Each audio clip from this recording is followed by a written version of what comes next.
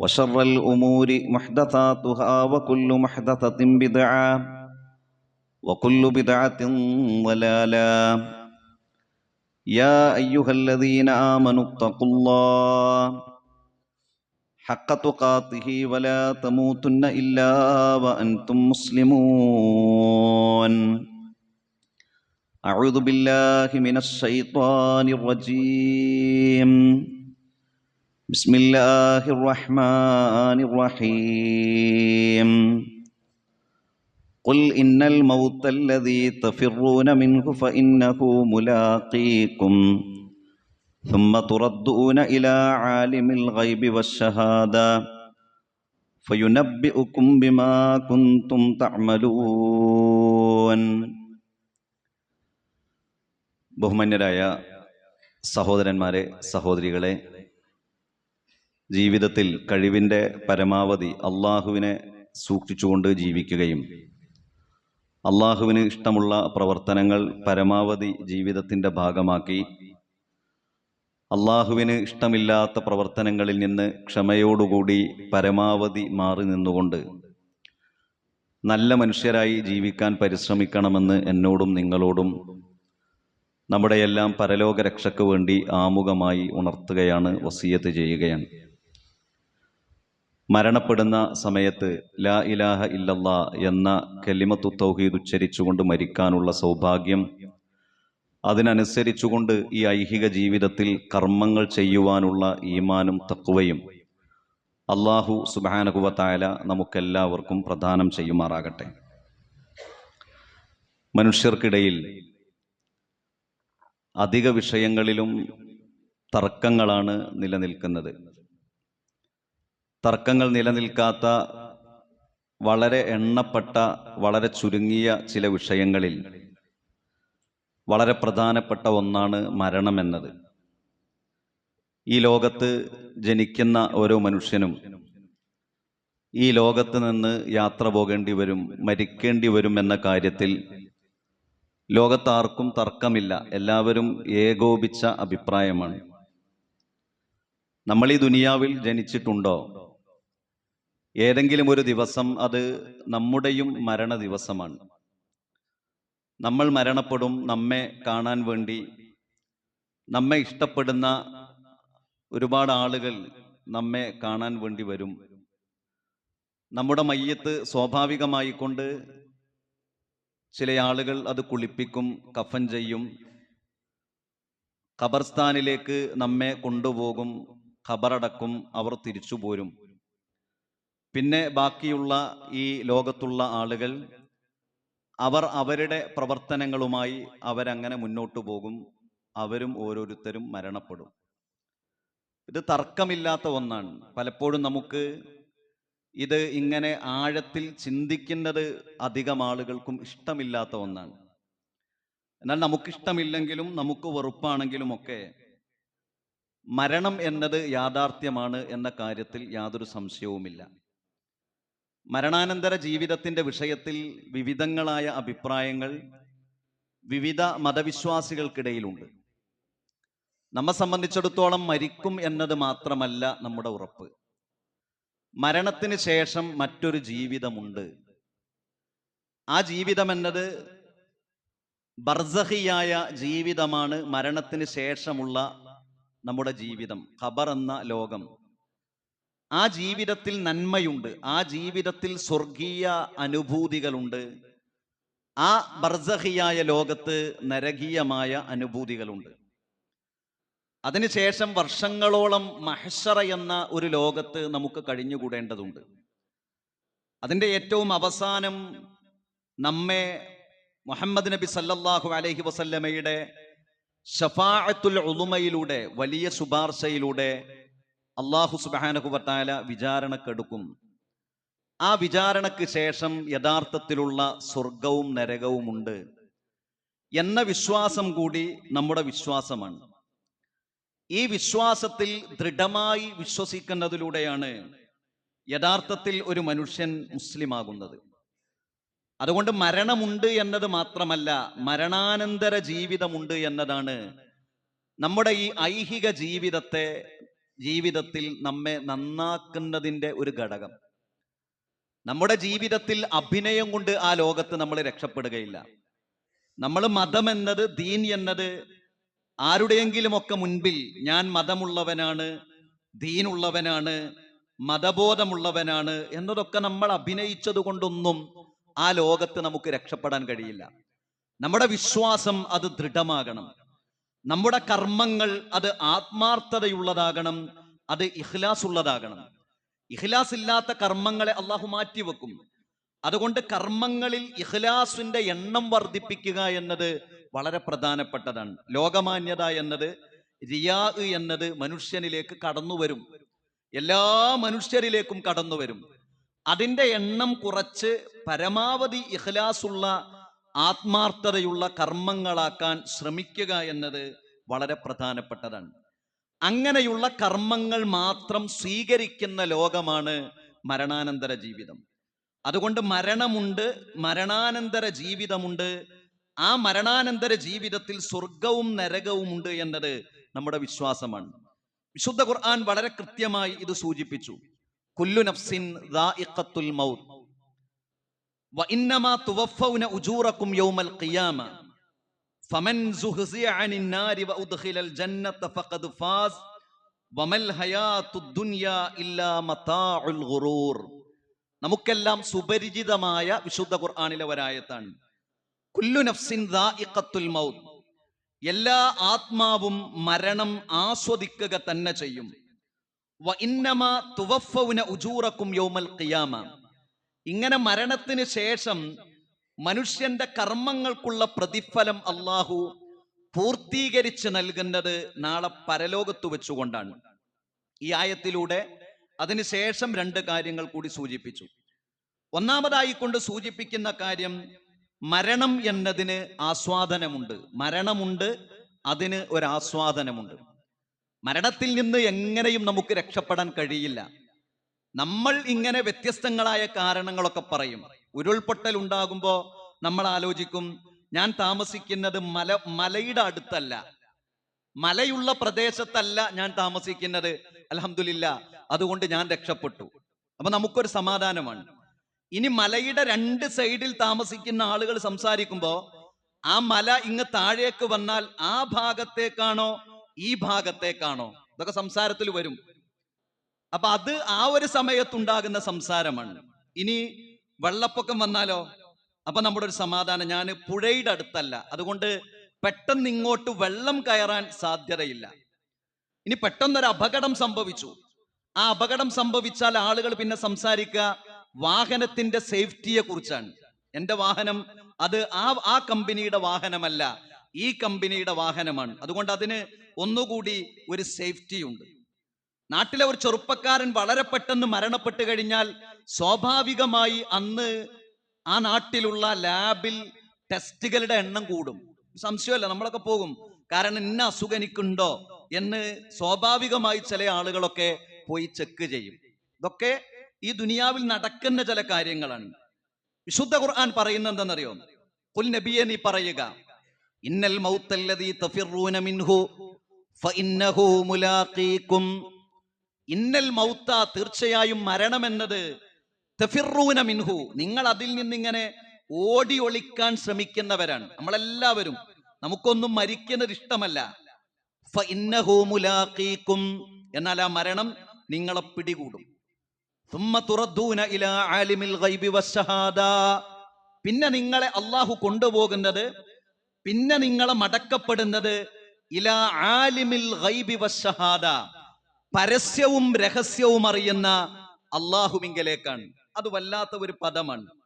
നാം മരണത്തിൽ നിന്ന് ഓടിയൊളിക്കുന്നു. അതെങ്ങനെ? നമ്മൾ ഓടുക എന്നുള്ളതല്ല, നമ്മളിങ്ങനെ അതിൽ നിന്ന് രക്ഷപ്പെടാൻ, ആ മരണം വളരെ പെട്ടെന്ന് വന്നെത്താനുള്ള മുൻകരുതൽ നമ്മൾ സ്വീകരിക്കുന്നു. നമുക്ക് നമ്മുടേതായ ഭൗതികമായ മുൻകരുതലൊക്കെ സ്വീകരിക്കാം. ആരോഗ്യം സംരക്ഷിക്കാം, വാഹനം ശ്രദ്ധിച്ച് ഡ്രൈവ് ചെയ്യാം, ഇതൊക്കെ നമുക്ക് ചെയ്യാം. പക്ഷെ അത് നമ്മെ പിടികൂടും. പിന്നെ പറയുന്നത്, നിങ്ങളെ മടക്കുന്നത് ദൃശ്യവും അദൃശ്യവും അറിയുന്ന അള്ളാഹുവിന്റെ അടുത്തേക്കാണ് എന്നതാണ്. അവിടെ നമ്മുടെ ആത്മാവിനെയാണ് അള്ളാഹു വിചാരണ ചെയ്യുക. അപ്പൊ നമ്മുടെ മൊബൈൽ ഫോണിലുള്ള ഒരു സിമ്മ്, ആ സിമ്മ് അതിൽ നിന്നൂരി വേറെ ഏത് മൊബൈൽ ഫോണിൽ ഇട്ട് കഴിഞ്ഞാലും അത് വർക്ക് ചെയ്യും.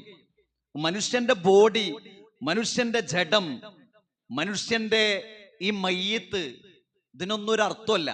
കാരണം ആത്മാവാണ് അള്ളാഹുവിങ്കലേക്ക് എത്തുന്നത്. അതെല്ലാ ആളുകളുടെയും ആത്മാവ് അള്ളാഹുവിന്റെ അടുത്തേക്ക് എത്തും. ആ ആത്മാവിനാണ് വിചാരണ. ഫയുനബ്ബിഉകും ബിമാ കുൻതും തഅമലൂൻ.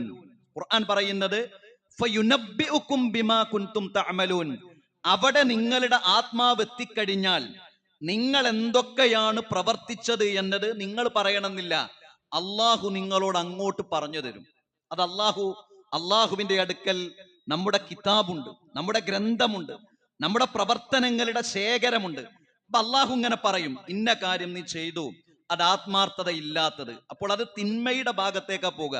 ഇന്ന കാര്യം ചെയ്തു, ഇന്ന കാര്യം ചെയ്തു, ഇങ്ങനെ ഓരോന്നും അള്ളാഹു ഇങ്ങോട്ട് പറഞ്ഞു തരും എന്നതാണ് ഖുർആൻ സൂചിപ്പിക്കുന്നത്. അങ്ങനെ എത്തുന്ന ഒരു ലോകം, ആ ലോകത്തേക്ക് എത്തുന്ന ഒരു മരണം, ആ മരണത്തിന് ദൗഖുണ്ട്. അതാണ് ഖുർആൻ പറഞ്ഞത്, കുല്ലു നഫ്സിൻ ദാഇഖത്തുൽ മൗത്ത്. എല്ലാ ആത്മാവും മരണം ആസ്വദിക്കുക തന്നെ ചെയ്യും. അപ്പൊ മരണത്തിനൊരു ദൗഖുണ്ട് എന്നതാണ്. ആ ദൗഖ് നല്ല മനുഷ്യർക്ക് നല്ല മരണമാണ്. നമ്മൾ കഴിഞ്ഞയാഴ്ച സൂചിപ്പിച്ചു, ശുഹദാഇന്റെ, ഷഹീദിന്റെ പദവിയിലെത്തുന്ന മരണം, ആ മരണത്തെയൊക്കെ ഒരു ശരിയല്ലാത്ത ഒരു മരണമായിക്കൊണ്ടാണ് ആളുകൾ ചിത്രീകരിക്കുക. അല്ല, നമ്മൾ എന്ത് ചെയ്തു എന്നതാണ്. നമ്മൾ എവിടെ മരണപ്പെട്ടു എന്നതല്ല, നമ്മൾ എങ്ങനെ മരിച്ചു എന്നതല്ല. മദ്യപിച്ചു മരണപ്പെട്ടത്, ആ മനുഷ്യന്റെ അവസ്ഥകൾ ആലോചിച്ച് നോക്കൂ. ലഹരി ഉപയോഗിച്ചുകൊണ്ട് ശരീരത്തിന്റെ എല്ലാ നന്മകളെയും അവസാനിപ്പിച്ചുള്ള മരണം, അതിനെക്കുറിച്ചൊന്ന് ആലോചിച്ച് നോക്കൂ. ഹറാമുകളിൽ മുങ്ങിയുള്ള ജീവിതം, അതിനെക്കുറിച്ച് നമ്മളൊന്ന് ചിന്തിച്ചു നോക്കൂ. അങ്ങനെയുള്ള മരണങ്ങൾ നമ്മൾ ഭയപ്പെടണം. അല്ലെങ്കിൽ നമ്മൾ എങ്ങനെ മരണപ്പെട്ടു എന്നതല്ല, തീ കത്തി മരിച്ചതാണോ, വെള്ളത്തിൽ പോയി മരിച്ചതാണോ, കെട്ടിടം വീണ് മരിച്ചതാണോ, രോഗം വന്ന് മരിച്ചതാണോ, ഒരുപാട് കാലം കിടന്നു മരിച്ചതാണോ, ഇതൊന്നും അള്ളാഹുവിന്റെ മുൻപിൽ പ്രശ്നമല്ല. ഇതൊക്കെ അള്ളാഹുവിന്റെ പരീക്ഷണമാണ്.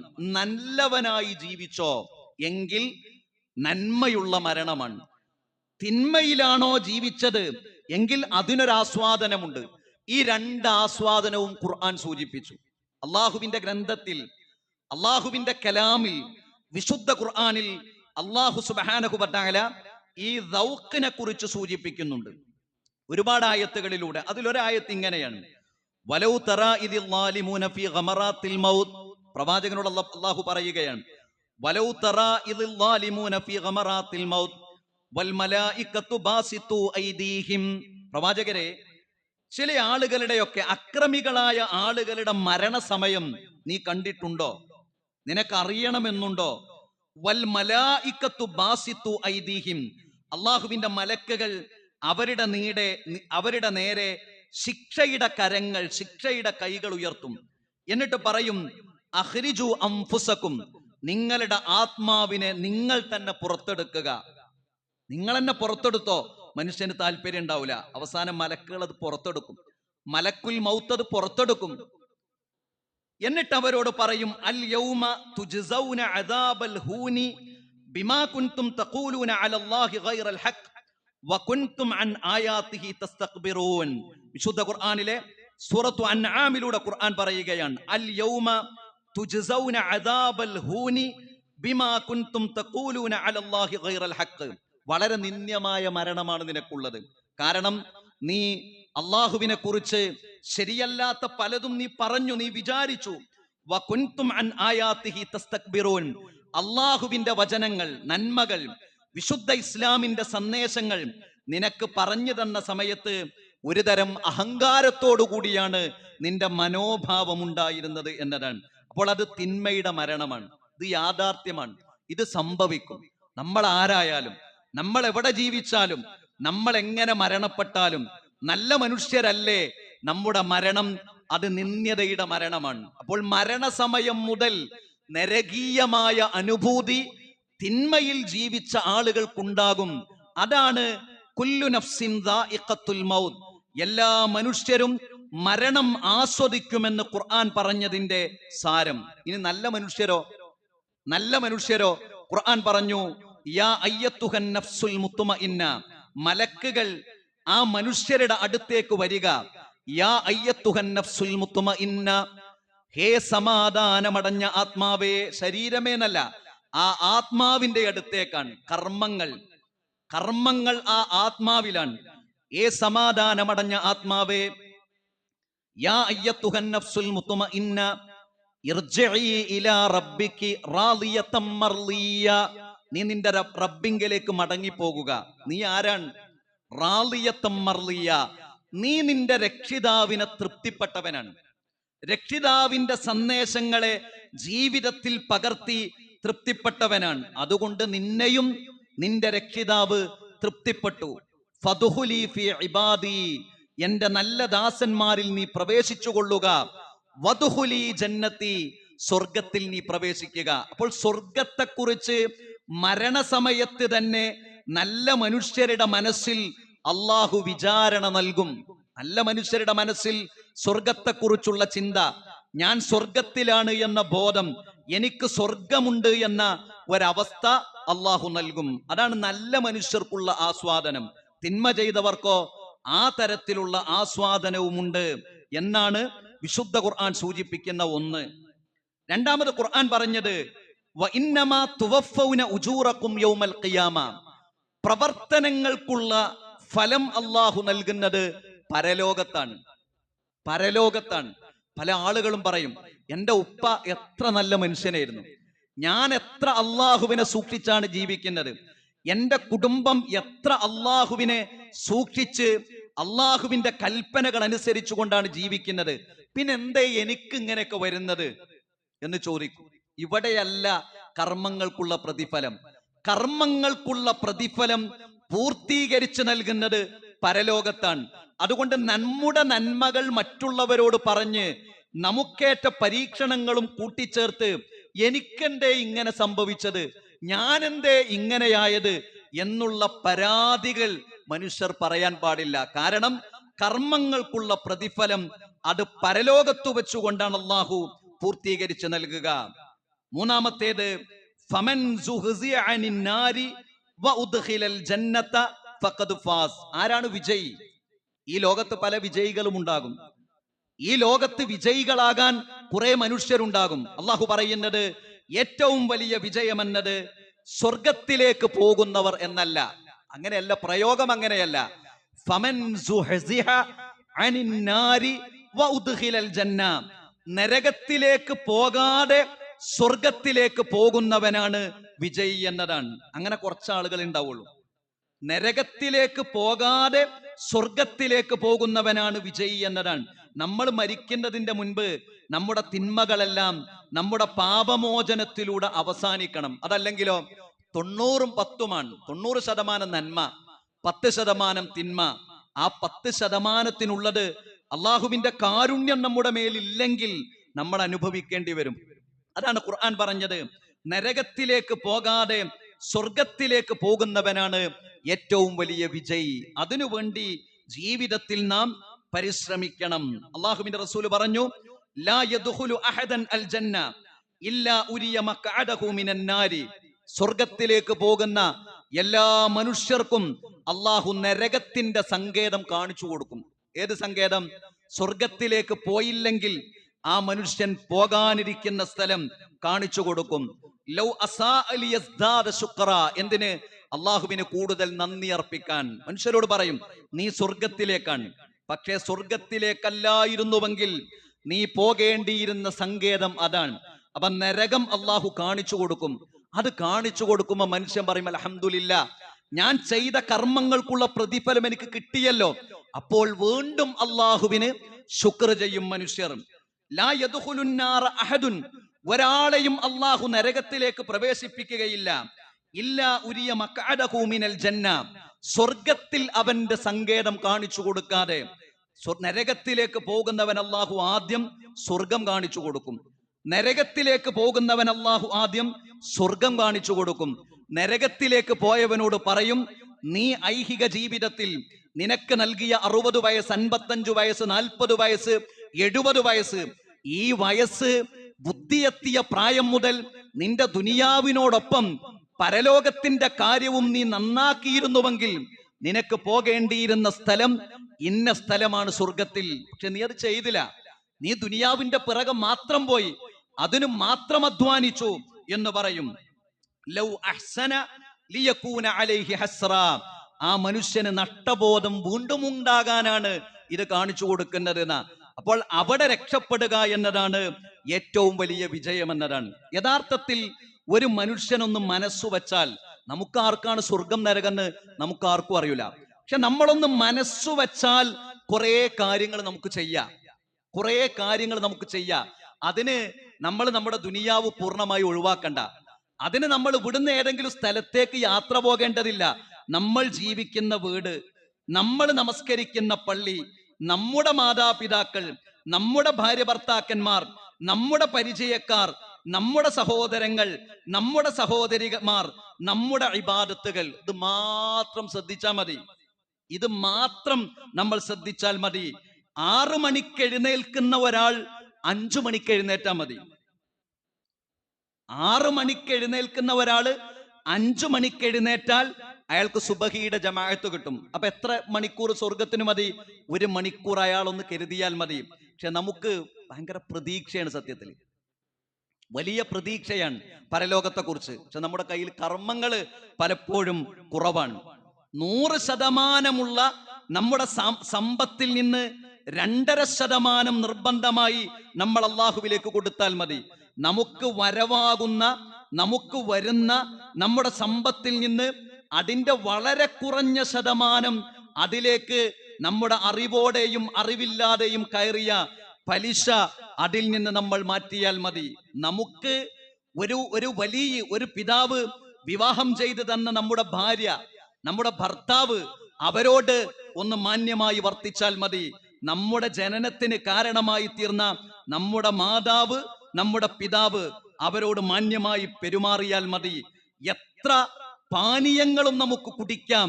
ആ പാനീയത്തിൽ നിന്ന് നമ്മുടെ ശരീരത്തിന് കേടുണ്ടാക്കുന്ന, രോഗമുണ്ടാക്കുന്ന, പരലോകത്ത് പരിക്കേൽപ്പിക്കുന്ന മദ്യത്തിൽ നിന്ന്, ലഹരിയിൽ നിന്ന് നമ്മളൊന്ന് മാറി നിന്നാൽ മതി. ഇങ്ങനെ കുറച്ച് കാര്യങ്ങൾ ശ്രദ്ധിച്ചാൽ മതി. പക്ഷെ ഈ കാര്യങ്ങൾ നമുക്ക് പലപ്പോഴും ശ്രദ്ധിക്കാൻ കഴിയുന്നില്ല എന്നതാണ് നമ്മുടെ പരാജയം. യഥാർത്ഥത്തിൽ ഇസ്ലാം വളരെ കുറച്ച് കാര്യങ്ങൾ ഇവിടെ ചെയ്യാൻ പറഞ്ഞിട്ടുള്ളൂ. കാരണം ഞാൻ സൂചിപ്പിച്ചല്ലോ, ദീൻ എന്നത് അഭിനയിക്കേണ്ട ആവശ്യമല്ല. ദീൻ എന്നത് അഭിനയിക്കേണ്ട ആവശ്യമല്ല. 5 മണിയാകുമ്പോൾ എഴുന്നേൽക്കുന്നു, സുബഹിക്ക് പള്ളിയിൽ പോകുന്നു, സുന്നത്ത് നമസ്കരിക്കുന്നു, ഫർള് നമസ്കരിക്കുന്നു, നമ്മൾ വീട്ടിലേക്ക് തിരിച്ചു പോരുന്നു. പിന്നെ നമുക്ക് നിർബന്ധമായ ഒരു ഇബാദത്ത് വരുന്നത് എത്രയോ മണിക്കൂറുകൾ കഴിഞ്ഞിട്ടാണ്. ആകെ 5 നേരേ ഉള്ളൂ. അതും നമ്മൾ ശ്രദ്ധിച്ചില്ലെങ്കിൽ സഹോദരങ്ങളെ, നമ്മൾ നഷ്ടത്തിലേക്കുള്ള ഒരു യാത്രയിലേക്കാണ് എന്ന ബോധ്യം നമുക്ക് വേണം. അതാണ് ഖുർആൻ പറഞ്ഞത്, നരകത്തിൽ നിന്ന് രക്ഷപ്പെട്ട് സ്വർഗത്തിലേക്ക് പ്രവേശിക്കുക എന്നത് ഏറ്റവും വലിയ വിജയമാണ്. ഈ 3 കാര്യങ്ങൾ പറഞ്ഞ് അവസാനത്തെ വാചകം ഇങ്ങനെയാണ്: എന്നാൽ വമൽ ഹയാത്തുദ് ദുനിയ ഇല്ലാ മതാഉൽ ഗുറൂർ. ഇങ്ങനെയൊക്കെയാണ്.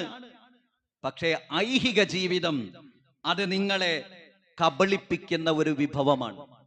പതറിപ്പോകും, പിടിവിട്ടു പോകും, നന്നാകണമെന്ന് തോന്നും, പലതും നമ്മളെ സമ്മതിക്കൂല. അതിൽ നിന്ന് രക്ഷപ്പെട്ടാൽ സ്വർഗത്തിലേക്ക് പോകാം. അതുകൊണ്ട് പ്രിയപ്പെട്ടവരെ, മരണമെന്നത് ഏത് സമയത്ത് എവിടെ വെച്ച് എങ്ങനെയാണെന്ന് നമുക്ക് ആർക്കും അറിയില്ല.